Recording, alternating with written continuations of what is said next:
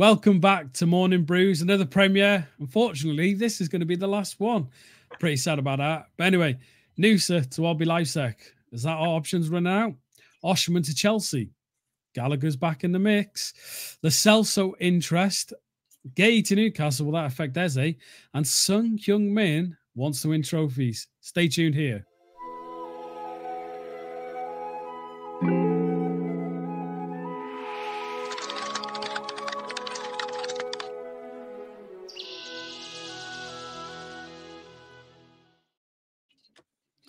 Welcome back to Morning Brews. This is going to be our last premiere together, Bri. I'm pretty sad about that. Listen, it is. It's been wonderful. But the Brews brothers will be back together as of Thursday. I've served my purpose. I'm just tossed aside now so the Morning Brew brothers can get together again. And no, it's been great. It's been great speaking with people in the community in the mornings. And I look forward to be seeing them in the evening, Bruce. Yeah, definitely. And before we start, appreciate everyone joining in the comments. We've loved it. This little premieres we've been doing have been absolutely blowing up. We want to keep it going, so thank you very much. But let's get into it, Bri. Let's get into the news. Noosa has apparently signed for RB Leipzig, and it seems like we're pretty much running out of options. Now, it's a bit of a worry because we know the winger situation for us is a big must. We need a really good winger. And a certain ex-Tottenham player has kind of popped up back on the market out of blue, and a lot of Spurs fans are asking for them back, and that is Ivan Perisic. Now, when I seen this, I was like, oh, no, we're going backwards here. But in all fairness, when you've got a Dominic Solanke up front, and the way Perisic could put them balls in would be fantastic. But we're talking about a guy who's 30-odd plus now. He's coming to the end of his career. It's a big worry, you know what I mean, that our winger options are slowly dwindling. How are you feeling about this, and how are you feeling about Perisic? Yeah, well, first of all, Noosa, we obviously know how badly we wanted him, or were trying to go for him, and then we thought we lost out to Brentford for him to fail his medical. Listen, he's gone for RB Leipzig now. I hope he has a good career for himself, his family. But you look at it, and it was a winger that we were interested in, and it's now gone. And as we said, we know we desperately want one. It's which one do we get? As for Perisic, I loved it when we signed him. Loved it. But obviously Conte played him in a position that in the Premier League wasn't suited for him, and started to play him in the correct position, and he was a danger. He was a danger. Got a very big injury. We've let him go. So we're going to replace Perisic now with Perisic. We have a habit of doing this. I don't see – that's a left winger when we're looking for a right winger. I don't get why I would go back in for him. I really don't. My God, it's too early in the morning. Yeah, it is. Streaming back to back. But yeah, this is the thing. We really want to move on as a club and become bigger. Re-signing a player that's left that will only be able to give us a year or so just makes no sense. Yeah, I agree. And the only reason we probably would go back in for him because he'd be extremely cheap. And that's the only reason why I think we would. And yeah, well, anyway, we'll move on from that. You know what I mean? We'll have to see how the window goes to where we're going to fit with this winger position and who we got bringing in. But apparently, Oshman is possibly going to Chelsea. Now, their transfer business has been insane. Like the twists, turns, the deals dropping down and all that. With the report of Oshman going to Chelsea, obviously he's going to cost them a large amount of money, which means they still need to get players off their books. Otherwise, they'll blatantly breaching PSR. Has to be. And, you know, they have to sell someone. Now, one person who possibly could be one for them to sell is a person whose deal broke down, which is obviously, again, bringing up his name, which we thought we'd have to mention it ever again, is Conor Gallagher. Now, the reason we're bringing him up, and that's because Ange wants an 8 for the midfield. That's what the reports are suggesting, that Ange Postecoglou wants an 8. Conor Gallagher is that 8. Everyone knows that. That's what he'll be. Are you worried that your deal, your little bet with Ryan could actually fall through magically, like unprecedented way? Do you really think we'd actually go for Gallagher, or do you think we're still like, that's done in the water, we're not going to bother? Because he's English, we've got other aspects of things. What do you feel about that? So first of all, Victor Osimhen has said that he doesn't want to go on loan, he wants a permanent deal, and he doesn't want to take a cut in wages. So whether that goes ahead, it goes ahead, but Chelsea will be about to sign their 78th player of the window. So who knows? Listen, I don't know how they're doing this. I don't know how they found the loophole into the area that we were going to exploit because we were in such a good position. Everyone else found the loophole. We haven't exploited it, and it's a nightmare. I do not want Conor Gallagher. I do not, and I will say this, I don't think we deal with Chelsea. I still don't think he comes to us. But the more and more I think about it, the more and more what I would want, and we were just talking wingers, go bring Madueke back. He's club trained. He's homegrown. He's on the right wing where we need it. He is literally, if you watch the 2-0 defeat we had at Stamford Bridge, he tore us apart in the first half. Direct, quick, will run past players all day long and cause problems. So Victor Osimhen, whether he comes or not, Chelsea needs to offload. I don't know how you feel about this. I know we need, be interested in the chat as well. I asked this on Evening Brews as well. I know we need a 6 or an 8, whatever one you're an 8. An 8's the one we're using for Connor. And we know we need a right winger. Dave, who are you saying?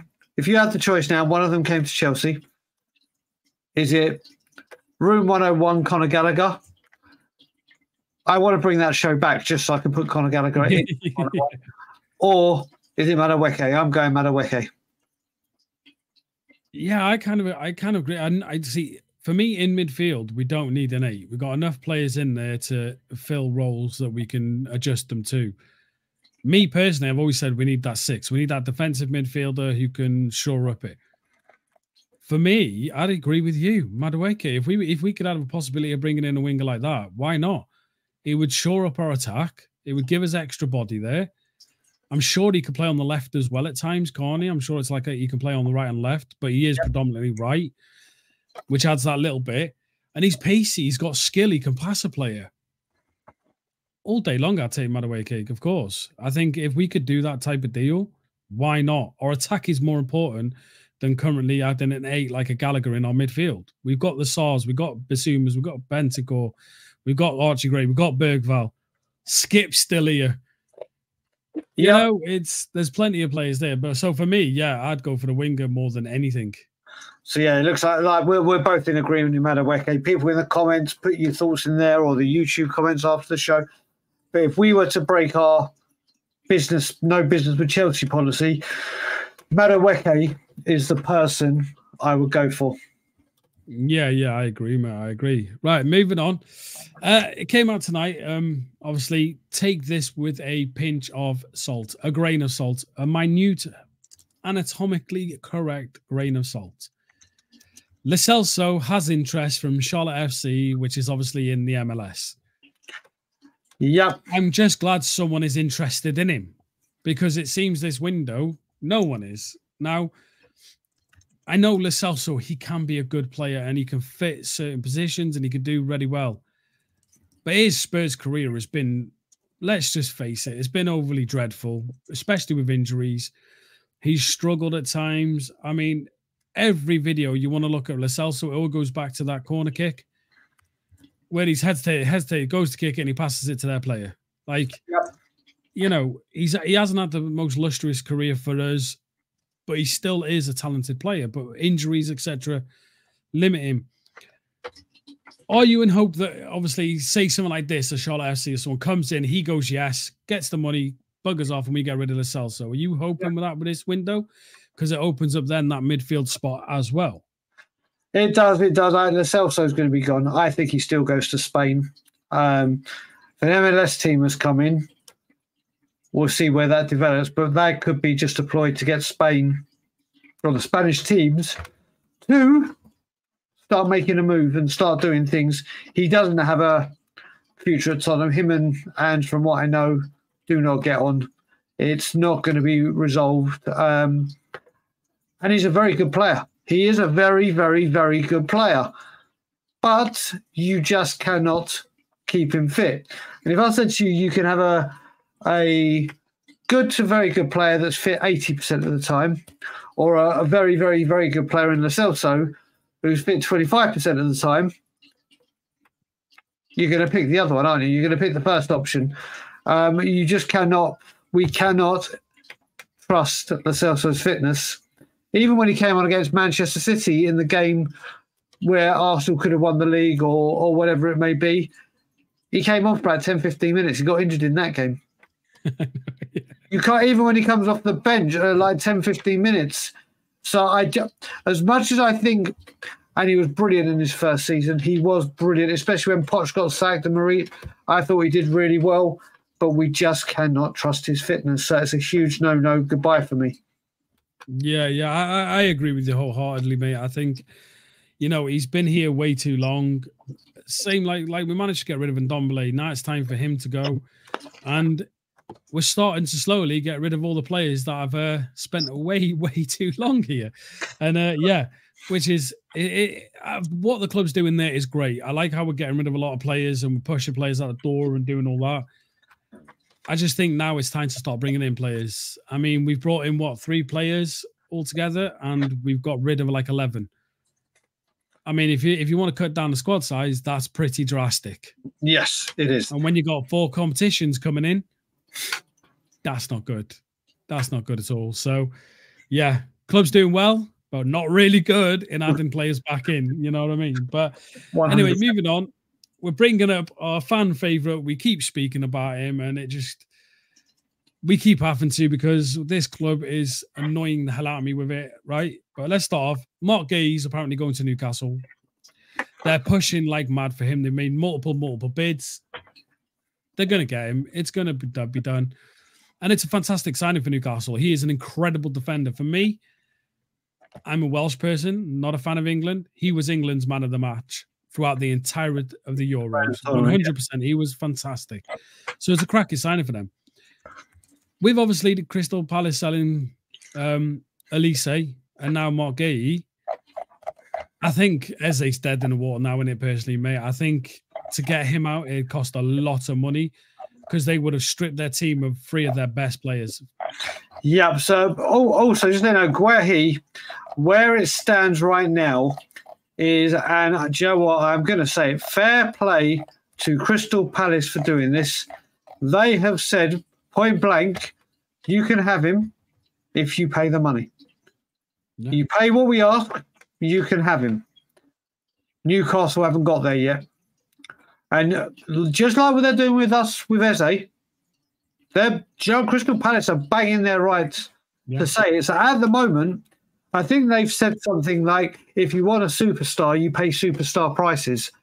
And he even went as Parish went as far as saying that Guehi is generational. Now, obviously, that's the new world class name. That word is now being branded around like world classes. Where I'm going with obviously this topic that we brought up is obviously I think Guehi and Newcastle are a lot closer than we are with Eze. And if the Guehi deal does go through before we hopefully return back for Eze, if that goes through, then everything Spurs are trying to work for right now, going, we're paying these installments, we do this, we do that. We just can't pay the lump sum up front or won't pay the lump sum up front. Any kind of installment plans that Spurs may be able to bring Palace down to, if Guehi signs on the dotted line for Newcastle, those installments, it's like, nah, Elise's gone, Guehi's gone, Tottenham Hotspur, you are paying the money that has been the whole thing the whole time. So we'll see what happens. I think if Guehi does go, this kills us for Eze. It kills it till January, or unless another team come in. I just hope Spurs have one last trick up their sleeve for Eze. I really do. Yeah, I agree with you. I mean, he's got what? I think he's got like a year left on his contract. I think it's about that. Yeah, about a year. So if obviously no one comes in for Eze, obviously Palace are going to have to offer him a new contract. because they're definitely not going to want him to go out on a free. My worry is I think we kind of pushed away from Eze weeks ago. I think ITKs and anyone like that haven't got a clue, and they probably still want to link us at times, but I just think Eze's completely dead in the water anyway. I think the second Elise went, you know what I mean? I can't see Palace want to sell 3 of the best players. And albeit they'll have an abundance of money, they'll make great money off these 3 players. Yep. It's too late in the window to be. He hasn't got his contract at the moment. Sorry, it runs out 2027. Oh right, okay. It runs out. They've got the time on their so hands. they sound that's it. So for me, Eze's dead in the water for me. And yeah, I mean that's why this link of this number 8 that Ange apparently really wants. Well, Eze's an 8, isn't he? He kind of plays that role. More 10. I think he's more a 10 but he can play 8. But I just think I think there's still just because of my love for him, there's that glimmer of hope, yeah. But if Guehi goes to Newcastle, kaput, done. Yeah, I agree. Right, we're a bit over time, but I'm going to do the halftime team talk now. If you don't know what it's about, go watch previous videos and understand what it's about. But anyway, halftime team talk, please. Honest to God, we thank everyone who has been joining these premieres. In the comments, it has been outstanding seeing you all there. The comments we're getting, everyone's interacting. It's been constructive, and it's been fantastic watching you all talk within each other about the things we're talking about and giving your opinions and constructively giving your opinions. We've had some incredible messages from people letting us know how great they're enjoying the show, how they're waking up to this show and they look forward to it. So yeah, we appreciate you all. So if you haven't and you're new here, please like and subscribe. We're going to be smashing out content. Daigle is absolutely crazy at the moment. He needs to have a break because he's doing show after show after show. As you can tell by his yawning, he has been smashed out and he's been incredible. But me and Ben will be back hopefully tomorrow. Yeah, it will be tomorrow from this morning. We'll be back with a live show so we can interact with you more. But yeah, thank you to you all. We really do appreciate you. Anyway, moving on, Brian, moving on. Yep. Ange quotes the other day we spoke about on last Morning Brews when he mentioned about obviously Arsenal and City being that clubs we're chasing. Well, we had a little talk about this today and we realized that, yeah, okay, it's fine him wanting to chase them clubs, which is obviously football on the pitch, transfers in. Well, we had a discussion about this and we're saying, well, okay, that's great to think that, but you're not looking behind you and you're not looking at all the other clubs like Chelsea, who have spent, I think it's around about 180 million euros. A day. Aston Villa, yeah, a day. Aston Villa around about 170. West Ham are just above us with what we spent because obviously our Solanke signing took us up there. They spent 100 odd million euros, thereabouts. We shouldn't really be worried about Arsenal and City because that's okay. They're years ahead of us.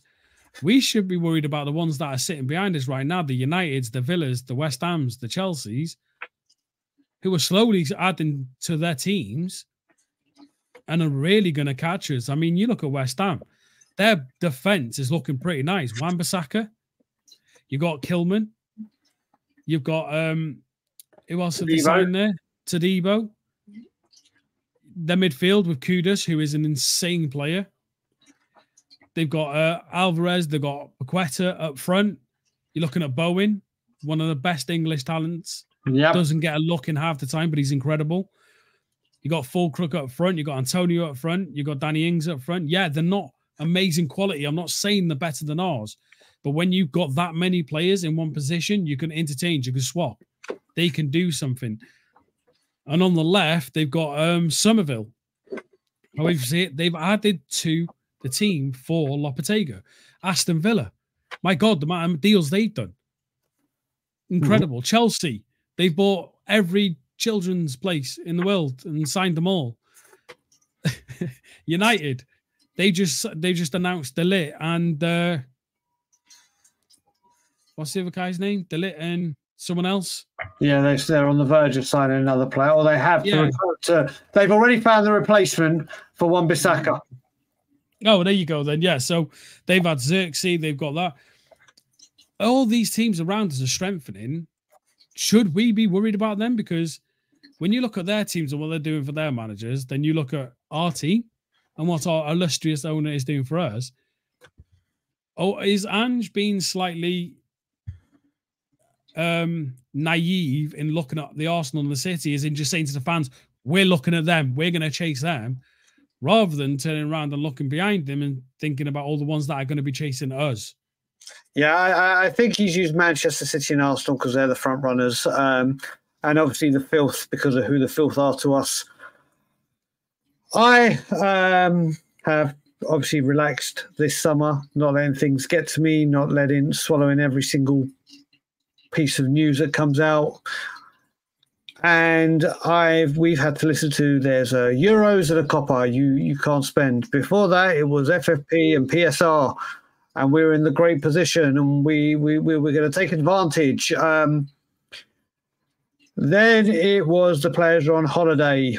Then it was, and here we go into this season. And you've got to remember, Aston Villa, all right, they've got Champions League money coming in this year, but West Ham as well, their income is nothing like ours.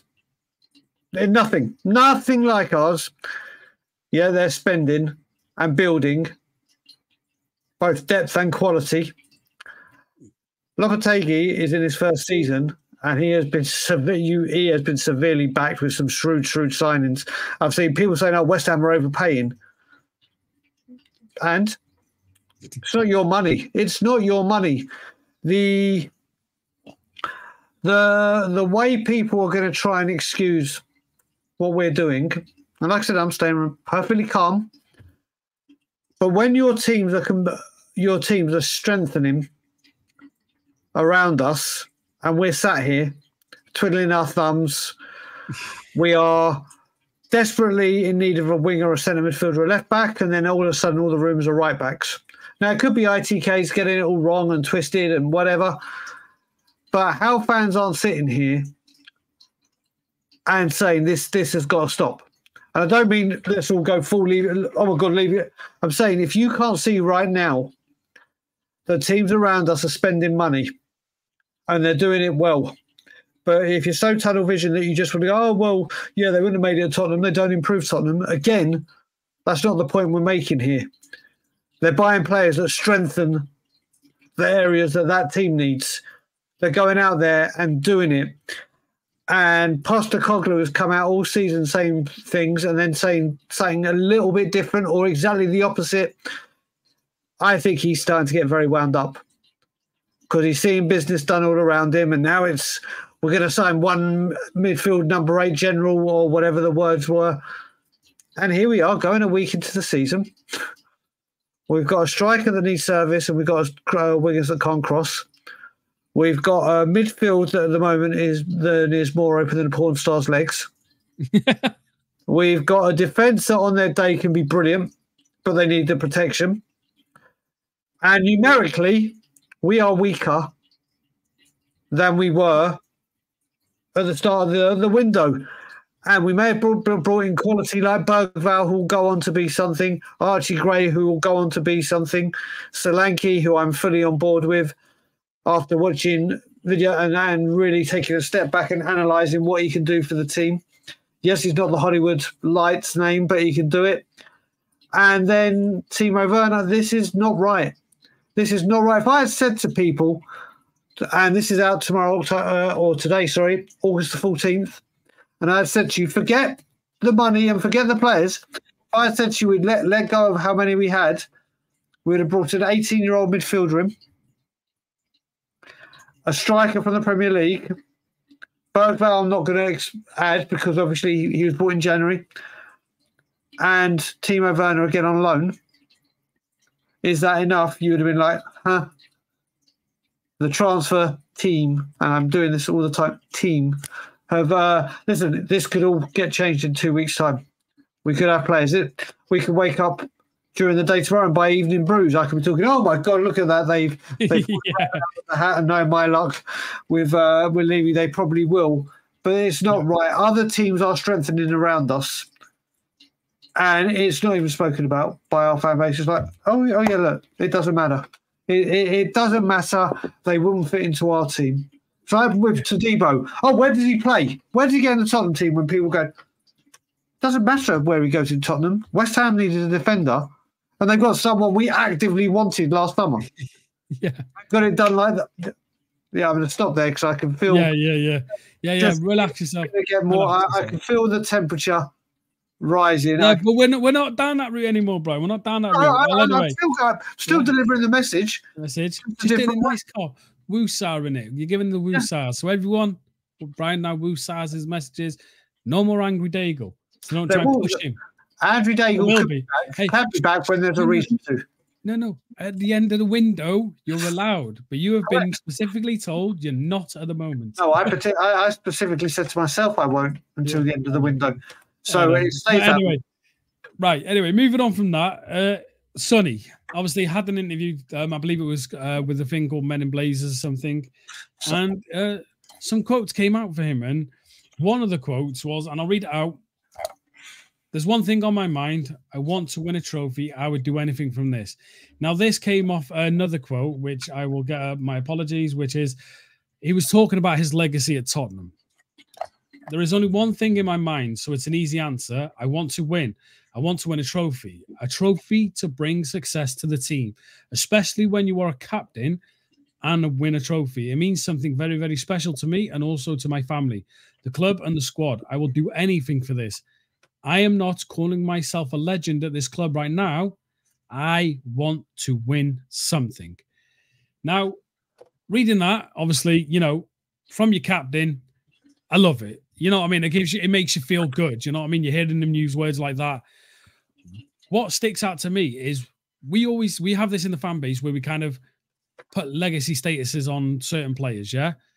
Call them legends. Give them a legacy at this club. For me, what Sonny's saying there is what fans like myself have said and others. To be a legend at this club, to have a legacy at this club, to say you did something within this club is when you are holding silverware. That's it. Harry Kane is a legend to this club because he broke a record no one, anyone would ever believed it would ever be broken. And that's the goal scoring record within this club. Right? That was an achievement that makes him a legend. For me, the last actual legend for this club, and everyone in the comments, laugh at this, please do. But for me, the one person who did something that since then no one else has done is Jonathan Woodgate. Because Jonathan Woodgate scored a goal that got us to lift a trophy. That to me is a player who you can sit there and not say the legend, not say the legacy, but they did something so meaningful that any player after that who failed to do that hasn't done what they should have done, which is bring a trophy to us fans. Sonny sitting there and saying that for me is great because he's acknowledging that fact. I haven't got a trophy. I am not a legend at this club. I don't have a legacy. How are you feeling about that quickly, Bright? So, yeah, first of all, I am going to say this, and I love Sonny. I love Sonny and everything he stands for. He's the captain of the club. But whoop, whoop, breaking news. Club captain says he wants to win trophy. Mind-boggling news here. The captain of our football club wants to win a trophy. Thank God he didn't say top 4 is our aim. Yeah. This isn't an attack on Sonny. This is what your captain should be saying. Yeah. This is what your club should be saying. This is what your bastard owners should be saying. This is what we want. Trophies. So Sonny's saying that. It's stating the obvious. If he didn't say that, if he just said, yeah, we hope to get top 4 and then we get back into Champions League. No. He has said what a captain you want to hear. I just hope this football club finally give him the tools to be able to deliver it, because we have had so many. You look at the Poch teams and these players that have left this football club since him that deserved silverware for their efforts at this football club. that came to within touching distance, but then had the team stripped for parts because we wouldn't progress and we wouldn't see the vision to go forward.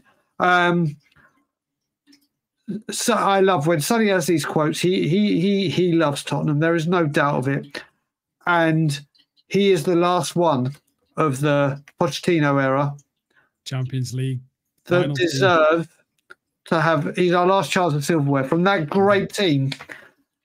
And if he leaves without winning anything, it will just show again that this football team have absolutely no care for trophies, and all it cares is about financial gains and developments and sponsorships.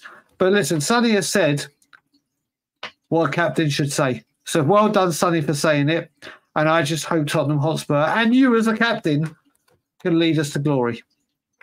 Yeah, I agree on that one. And on that note, right, that's it. This is the end of the last Morning Brews premiere. It is a wrap. From now on, it will be live with me and Ben, the Brews Brothers. But Brian, I just want to say, mate, thank you so much for joining each of these premieres. As you can see from the comments we've been receiving, the people who are engaging, the views we're getting, it has been incredible. Yeah, people are loving it. We're loving it. And we're not going to stop. This is going to carry on now. We're going to keep smashing out content for you guys. So, yeah, hope everyone in the comments enjoyed this last premiere. We'll see you again Thursday morning. Brian, we'll see you tonight on Evening Brews. Dominique Min and Brian, for the last time, take it away. I will just say as well, thank you to everyone that has been. I just want to echo what you said. The channel in the last few weeks has grown beyond what we can even deem possible. Your engagement in the chats amongst yourself is just incredible. Your engagement in the YouTube comments after is just sensational. It really, we're building something brilliant together. We've got the Premier Sean Slater's Fantasy Football League. You've got till Friday, including me, to enter it. We're just doing loads of good stuff as a community together, and none of it is possible without you guys. So enjoy your Wednesday during the day. You will see me with me, and Johnny Evans is back tomorrow because Amir is busy. But what I will say for the final time on Morning Brews, like, comment, share, subscribe, and as always, Levy out.